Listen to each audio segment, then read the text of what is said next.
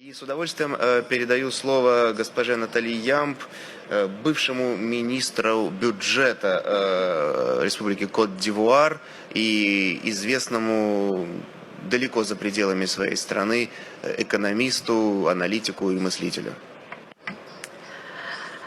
Je souhaite en premier lieu remercier les autorités russes et la Team Afrique pour m'avoir permis de venir exprimer mon point de vue, celui de mon parti et celui du professeur Mamadou Koulibaly, candidat à l'élection présidentielle de 2020 en Côte d'Ivoire, sur la souveraineté, sur les valeurs africaines, sur les urgences de développement en Afrique et le rôle que la Russie peut y jouer. Parler d'identité africaine est une chose aisée, car l'identité et les valeurs des Africains ne sont pas différentes de celles du reste de l'humanité.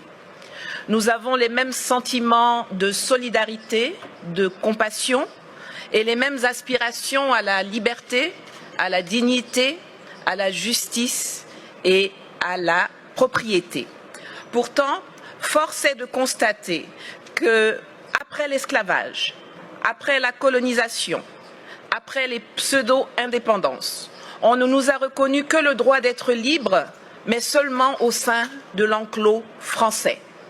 L'Afrique francophone est encore aujourd'hui, en octobre 2019, sous le contrôle de la France. Cela remonte à 1984, lorsque les puissances coloniales se sont réunies à Berlin pour se partager l'Afrique, sans que les Africains aient leur mot à dire. L'Allemagne, l'Espagne, l'Angleterre, le Portugal ont compris depuis lors qu'il fallait sortir du schéma de la conférence de Berlin et redéfinir les contours d'une nouvelle coopération avec les pays africains. Pas la France, qui avance sans bouger, en portant des masques et qui considère toujours le continent africain comme sa propriété. Les peuples d'Afrique, et particulièrement la jeunesse, revendiquent pourtant avec de plus en plus de vigueur leur besoin de démocratie, leur droit à l'autodétermination, le droit de décider avec qui ils veulent commercer, avec quoi ils veulent payer ce commerce, sans qu'on les place sous la tutelle d'une ex-puissance coloniale qui se présente toujours sur la scène mondiale comme notre porte-parole et notre avocat. Nous voulons sortir du franc CFA, que Paris, avec la complicité de ses laquais africains, veut pérenniser sous l'appellation ECO, et qui ne permet aucune industrialisation de l'Afrique francophone. La conquête de notre souveraineté monétaire est capitale, car la seule stabilité que le franc CFA garantit aux pays qui l'utilisent sont la mauvaise gouvernance, la pauvreté et la corruption.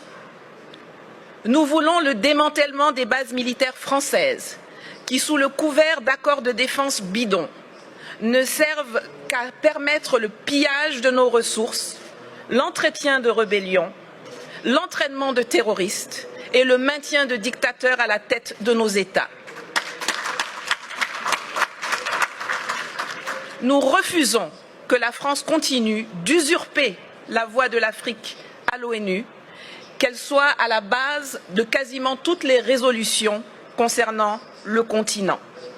Les pays d'Asie ont appris à commercer avec les investissements directs étrangers, alors que nous, on nous saoule avec l'aide publique au développement. Résultat, aujourd'hui, eux, ils sont BRICS et émergents, et nous, nous sommes des mendiants qui sommes très fiers d'être qualifiés de pays pauvres très endettés.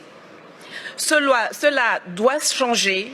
Cela va changer et la Russie a un rôle à jouer dans cette évolution. Mais nous ne venons pas en Russie pour y chercher de nouveaux maîtres qu'on substituera aux anciens.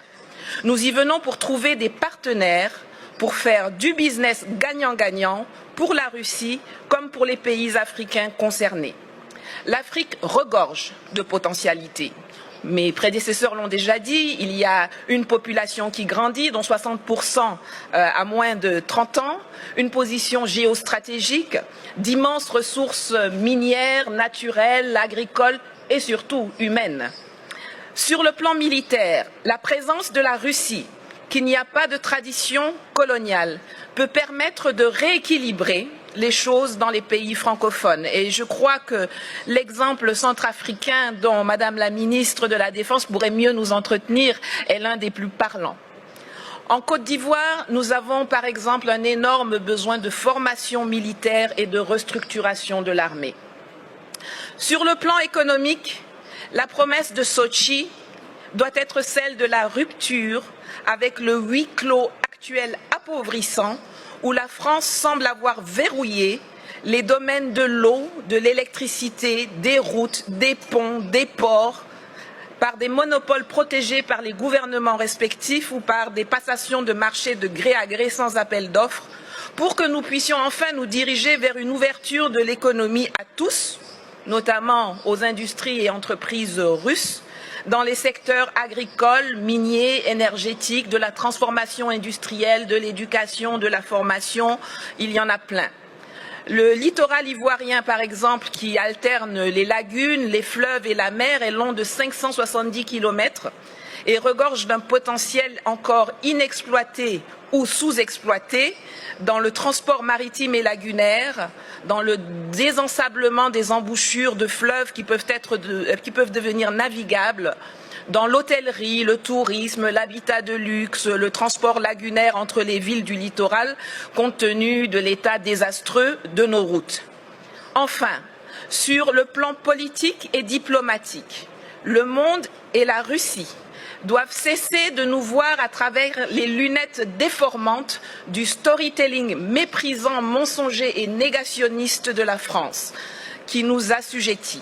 L'Afrique n'a pas besoin de tuteurs à l'ONU, l'Afrique n'a pas non plus besoin de nouveaux propriétaires, mais la Russie y a sa place comme un partenaire dans une logique de Commonwealth, d'enrichissement partagé, de collaboration vivifiante et innovante entre les secteurs privés respectifs.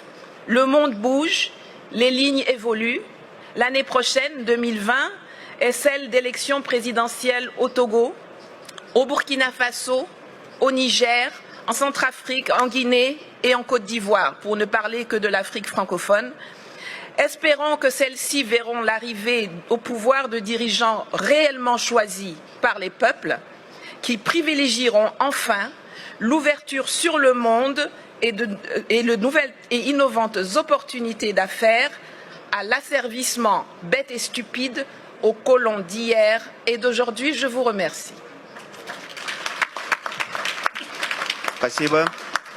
Я хочу отдельно отметить, поскольку в зале находятся иностранные журналисты, французские, американские, что одна из главных традиций мероприятий, которые проходят в нашей стране и в частности здесь, это полная свобода, открытость, отсутствие цензуры, и спикеры свои выступления не согласовывали, поэтому здесь можно насладиться настоящей свободой слова. Я это говорю как журналист, потому что знаю, какие бывают с этим проблемы в странах далеко за пределами России. Здесь вы видите полную палитру ярких красок и соответствующих заявлений, но я точно могу согласиться с госпожой Ямб в том, что у России действительно, как она отметила, нет никакого негативного, такого колониального опыта взаимоотношений с африканскими государствами. Мы единственная мировая держава, которая ничем себя не запятнала за многие-многие годы сотрудничества с странами африканского континента. В этом, конечно,